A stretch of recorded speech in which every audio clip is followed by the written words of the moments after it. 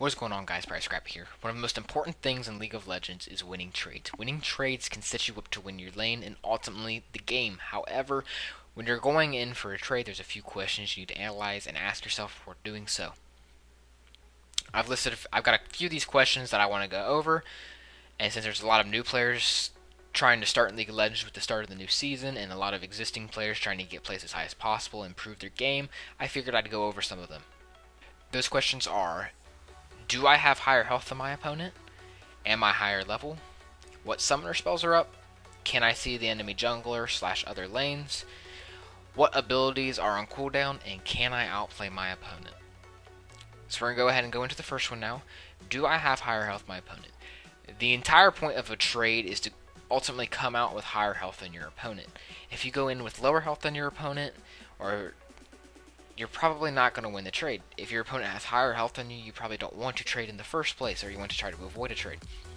So before you go in for a trade, ask yourself this question and the rest of these questions. Do you have higher health? If you don't, then you might not want to go for a trade yet, or you might want to analyze the rest of the questions first.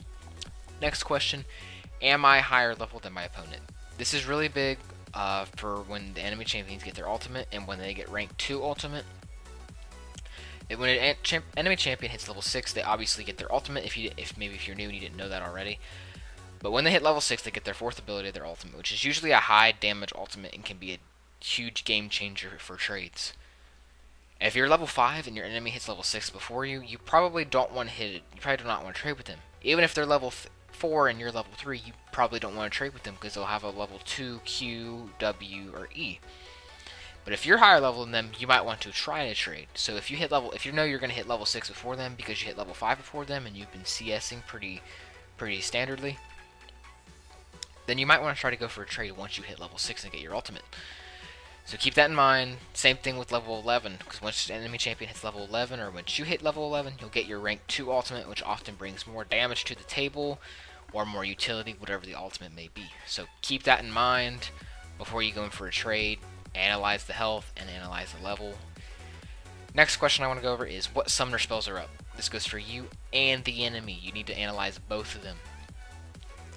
If you have flash and ignite, then you might be able to, if you have both of them up, then you might be able to go for a trade. But if you don't have your flash up and you don't have an escape, you might not be able to get out if it goes south. So you need to analyze that. Same thing with the enemy champion.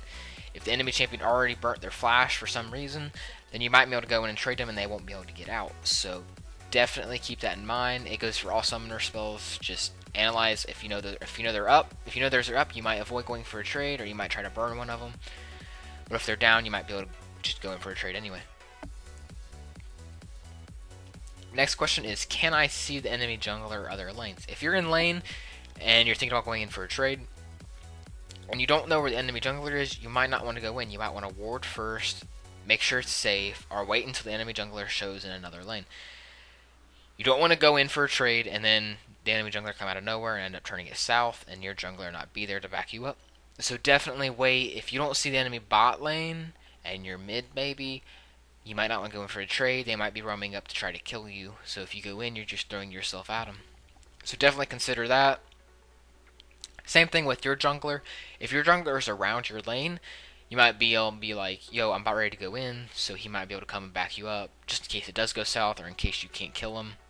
Either way, he can be there to counter gank. Next question is: what abilities are on cooldown? This is huge for winning small little trades, super small trades in lane. If the enemy jungler's Q is their main damaging ability in lane and they waste it to farm a CS, you might be able to trade afterwards and get a little trade. If you auto attacked and got the CS and they used their ability, you might be able to use your ability to win a trade with them. So keep that in mind. If you know they wasted their ult somewhere else and they came back to lane, you might be able to trade with them then. So just know what abilities are on cooldown. If they have a really important ability that they end up wasting on accident, that's your opportunity to get in there and hopefully win the trade. Next one and final one is: can I outplay my opponent? If some of the above questions do not, say if you do have lower health than them, you might want to consider this one. Can you outplay them? Can you dodge their abilities? Can you predict when they're going to use their abilities or summoner spells? You need to know what they have, when they're going to use it, so you can hopefully use that to your advantage and hopefully outplay them if you need to.